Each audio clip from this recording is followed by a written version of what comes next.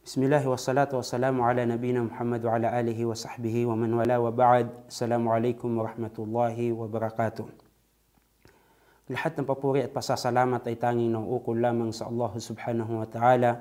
Ko ay sumasaksi na wala ng ibang Diyos na dapat sambahin maliban lamang sa Allah, at si Propeta Muhammad ay kanyang huling sugo at kanyang alipin.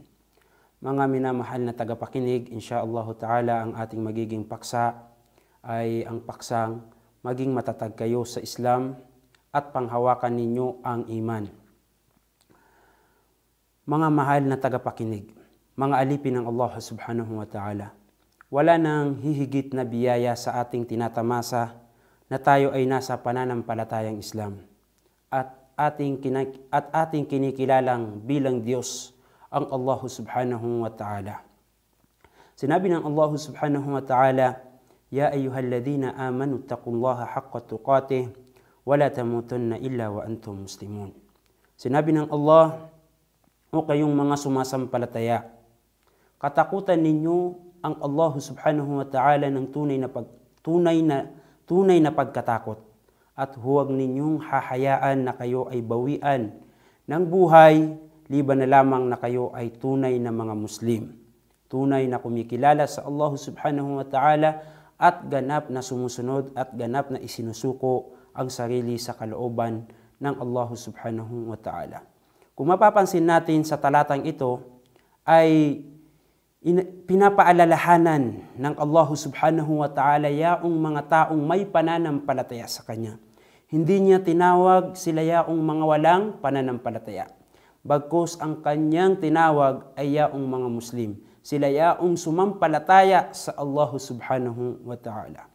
At sa kasunod ng aya na ito, Kanyang isinunod, wa'tasimu bihablillah, at inyong panghawakan ang lubid ng Allah subhanahu wa ta'ala.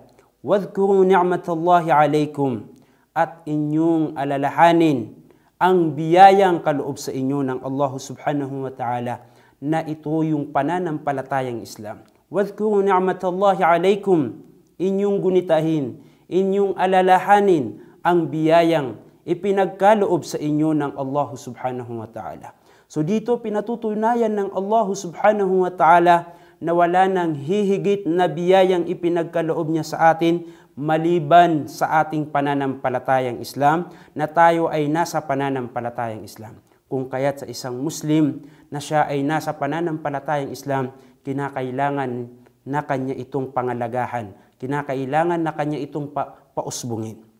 At sinabi ng Allah subhanahu wa ta'ala hinggil sa iman, wa may yakfur bil imani faqad habita amaluhu wa huwa fil akhirati minal khasirin. Na sa malapit na itong kahulugan, sinabi ng Allah subhanahu wa ta'ala, wa may yakfur bil iman, at sinuman ang tumanggi sa iman, sa pananampalataya, sa paniniwala, wa may yakfur bil imani faqad habita amaluhu, ang kanyang mga gawain ay mawawalan ng saysay, mawawalan ng kabuluhan yung kanyang mga gawain sa mundong ito kapag kanyang itinanggi ang kanyang pananampalataya. Kapag siya ay tumanggi sa pananampalataya, ay nawala ng saysay ang kanyang mga gawain pinaghirapan sa mundong ito, wa huwa fil akhirati minal khasirin, at siya ay mapapabilang sa mga talunan sa araw ng paghuhukom.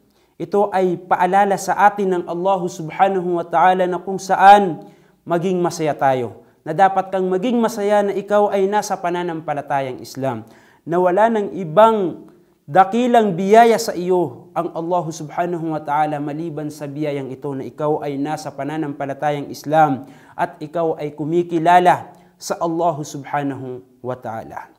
Kaya't gawin natin itong aral sa ating mga sarili, itong paalaala na ibinigay sa atin ng Allah subhanahu wa ta'ala. Wa akhiru da'wana alhamdulillahi rabbil alamin, wa sallallahu ala nabina Muhammad wa ala alihi wa sahbihi ajma'in. Assalamualaikum warahmatullahi wabarakatuh.